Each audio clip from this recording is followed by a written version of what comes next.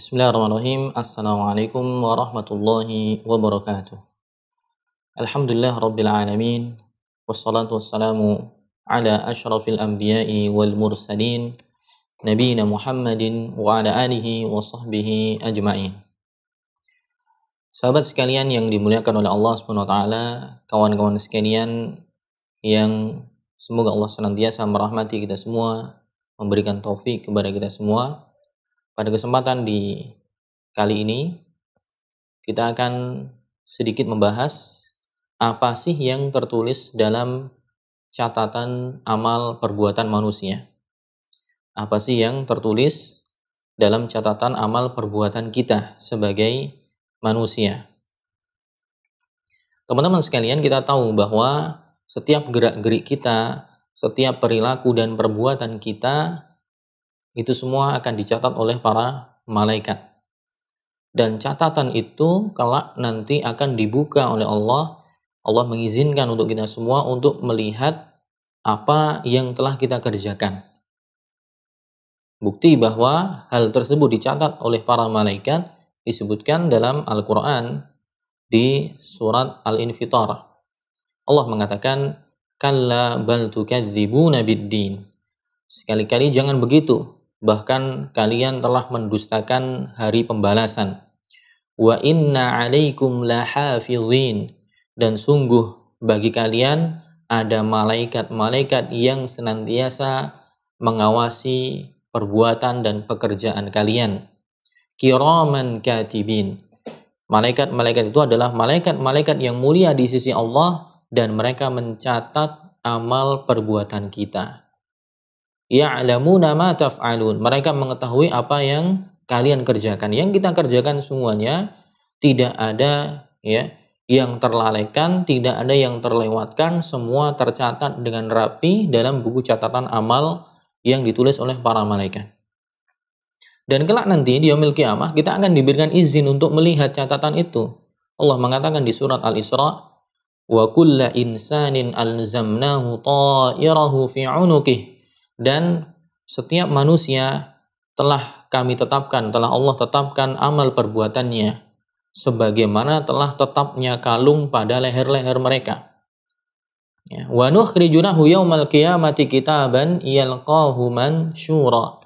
Dan kami, Allah SWT akan keluarkan bagi mereka pada hari kiamat sebuah kitab yang dijumpainya terbuka, yaitu kitab catatan amal milik kita semua. Jadi teman-teman sekalian yang dimuliakan oleh Allah, masing-masing dari kita mempunyai catatan amal yang kelak akan kita lihat ketika sudah datang hari kiamat. Kemudian yang akan kita bahas, di catatan amal tadi, kira-kira apa saja sih yang tercatat di dalamnya? Maka tentunya ada dua kemungkinan, entah catatan yang baik ataukah catatan yang buruk, entah catatan amal soleh ataukah catatan kemaksiatan. Nah, rinciannya seperti apa? Rinciannya berikut akan kita sampaikan. Yang pertama, jika hal-hal yang dicatat adalah dari amalan baik yang dilakukan oleh manusia, maka ulama membaginya menjadi 3 bagian. Yang pertama tentang amalan baik, ini yang tercatat adalah dibagi menjadi 3 bagian. Yang pertama adalah amalan baik yang sudah dikerjakan. Seperti sholat yang sudah dikerjakan, haji yang sudah dikerjakan, umroh, puasa, sedekah, dan amal soleh yang lainnya yang sudah dikerjakan, ini jelas tercatat. Fulan sudah sholat, fulan sudah haji, fulan sudah umroh, fulan sudah sedekah, ini tercatat, tertulis dalam catatan kebaikan sebagai amal soleh bagi pelakunya. Ini yang pertama. Yang kedua, hal baik yang baru sekedar diniatkan. Berarti niat untuk berbuat baik pun itu sudah diganjar pahala oleh Allah Subhanahu wa taala. Namun tentunya berbeda dengan yang pertama. Kalau yang pertama sudah plus amalannya dicatat, amal baik. Kalau yang kedua ini hanya khusus untuk niatnya saja. Ya, disebutkan dalam hadis bahwa di zaman Nabi SAW ada seorang sahabat yang diberi kelonggaran rizki. Seorang sahabat diberi kelonggaran rizki. Kemudian dengan rizki itu dia bisa bersedekah, bisa berinfak, bisa beramal kebaikan. Kemudian ada orang fakir, ada fakir miskin, dia bergumam dalam hatinya, Atau dia mengucapkan perkataan yang bersumber dari hatinya, dia mengatakan, andai saja aku memiliki harta sebagaimana fulan memilikinya, niscaya aku juga akan melakukan amalan kebaikan seperti yang dia lakukan. Nabi SAW mendengar perkataan sahabat yang punya niat ingin beramal soleh dengan hartanya, andai saja dia punya harta seperti temannya beramal soleh, Nabi mengatakan, fahuwa biniyatihi fa'ajruhuma sawa.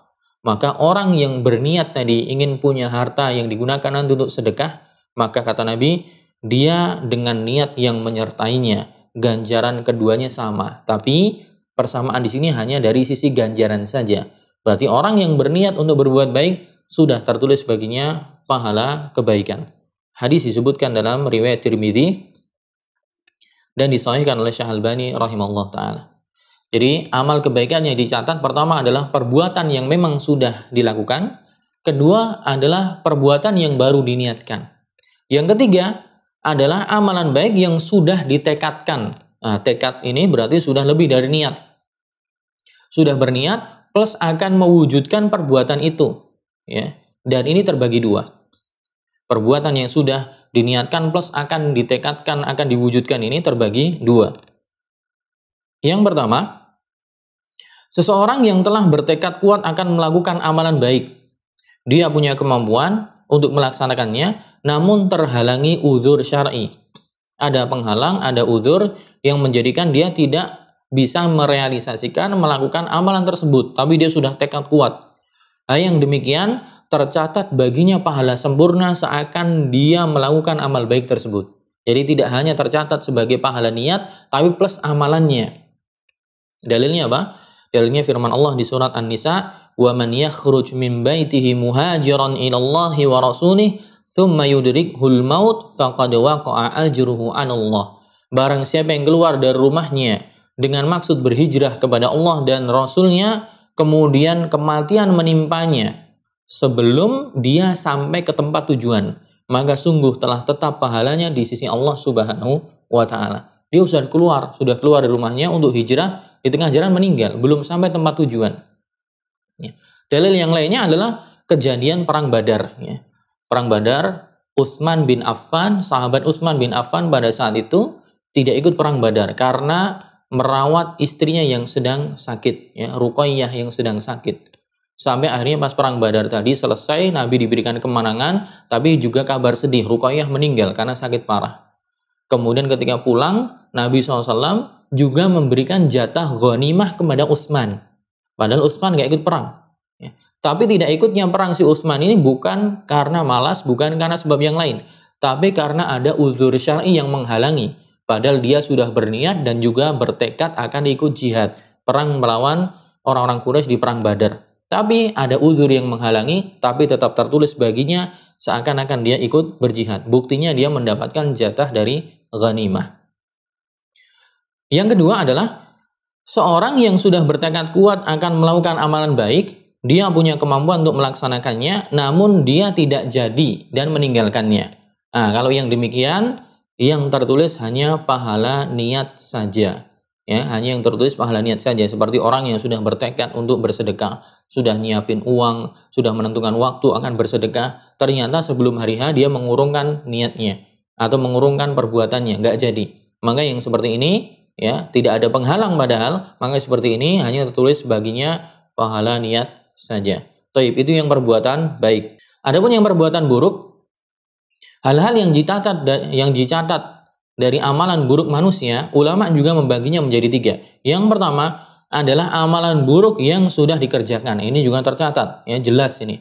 Amalan buruk yang sudah dikerjakan, seperti orang meninggalkan sholat, orang yang tidak puasa padahal dia mampu, orang yang berzina, orang yang berjudi, orang yang korupsi, orang yang berbuat syirik, melakukannya. Nah, maka tertulis di catatan amalnya, tertulis itu sebagai perbuatan buruk, jelas dapat dosa. Ini yang dicatat yang pertama. Yang kedua adalah amalan buruk yang baru diniatkan. Ya, baru berniat berbuat buruk pun ini juga ternyata dicatat. Ya, masih di hadis yang serupa dengan hadis sebelumnya, yaitu di zaman Nabi SAW ada orang yang diberikan rezeki oleh Allah, harta yang melimpah, tapi hartanya dibuat foya-foya, dihambur-hamburkan. Kemudian ada orang lain yang miskin, ya, orang lain yang miskin, dia berangan-angan, dia ingin berangan-angan, dia berniat, dia mengatakan, andai saja aku punya harta seperti fulan, niscaya juga aku akan berfoya-foya, akan bersenang-senang, menghamburkan harta seperti fulan juga. Nah, dalam hadis itu Nabi mengatakan, fahuwa biniyatihi fawizruhu masawa. Dia si fakir ini dengan niat yang ia miliki, dosa keduanya sama dari sisi niat. Hadis riwayat Tirmidzi. Jadi ternyata orang berniat buruk itu juga tertulis dosanya, ya, dosa niatnya, ya. Jadi yang tertulis pertama adalah amal yang memang sudah dikerjakan, kedua orang yang berniat buruk, ya, itu juga tertulis dosa, cuman yang tertulis adalah dosa niatnya. Adapun yang ketiga, yang pembagian di amalan buruk, yang tertulis juga adalah amalan buruk yang sudah ditekadkan untuk dikerjakan. Dia sudah berniat dan bertekad akan mewujudkan perbuatan ini. Dia punya kemampuan untuk melaksanakannya. Namun ternyata dia terhalangi sesuatu, udzur, ya, sehingga tidak terrealisasi amalan tersebut. Yang demikian tertulis baginya dosa sempurna. Tetap dia tertulis seperti halnya dia melakukannya. Dalilnya hadis riwayat Imam Bukhari dan Muslim. Nabi mengatakan, idzal taqal muslimani bisayfayhima fal qatil wal maqtulu finnar. Jika ada dua orang kaum muslimin yang saling membawa pedang, perang, berantem, ya, maka yang membunuh dan yang dibunuh dua-duanya masuk neraka. Para sahabat bertanya, ya Rasulullah, hadzal qatil, wa Rasulullah, yang membunuh tentu saja masuk neraka, tidak ada apa-apa. Tetapi bagaimana dengan yang terbunuh? Yang terbunuh kan dia malah justru dibunuh, bukan dia yang membunuh. Nabi mengatakan, innahu arada qatla sahibihi, karena sejatinya dia juga ingin membunuh lawannya. Sudah bertekad kuat ingin membunuh lawannya. Ya, dia sudah punya tekad, cuman terhalangi. Kesigapan dan ketangkasan musuh, ya, lebih baik daripada dia. Akhirnya dia yang terbunuh. Nah, ini menjadi dalil bahwa orang yang sudah berniat plus bertekad, tapi ternyata terhalangi dari melakukan keburukan itu, tetap tertulis bagi dia dosa sempurna, amalan sempurna.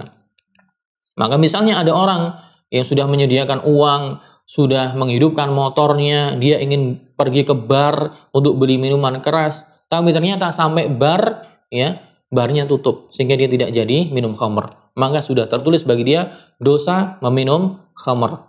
Atau orang sudah menyediakan uang, sudah meluangkan waktu, dia naik kendaraan ingin pergi ke tempat lokalisasi perzinahan. Ternyata di sana barusan digerebek sehingga dia tidak jadi berzina. Dia mendapatkan dosa zina karena dia sudah bertekad, bukan hanya sekedar niat, tapi niat plus tekad plus ada usaha untuk merealisasikannya. Jadi teman-teman sekalian yang dirahmati oleh Allah SWT, itu yang tercatat dalam catatan amal kita. Amal baik atau amal buruk yang sudah dilakukan itu jelas dicatat. Yang kedua, yang baru diniatkan maka tercatat pahala niat ataupun dosa niat. Yang ketiga adalah yang sudah diniatkan plus ditekadkan. Sudah ada tekad untuk melakukannya, maka yang seperti ini ditulis pahala ataupun dosa seperti orang yang melakukannya. Apa yang saya sampaikan, ya, dikutip atau disarikan dari kitab pembahasan Syarah Aqidah Al-Wasithiyah oleh Syekh Muhammad ibn Shalih Al-Utsaimin dalam pembahasan Al-Qiyamah Al-Kubra wa Ahwaluha. Semoga yang sedikit ini bermanfaat. Barakallahu fikum jami'an.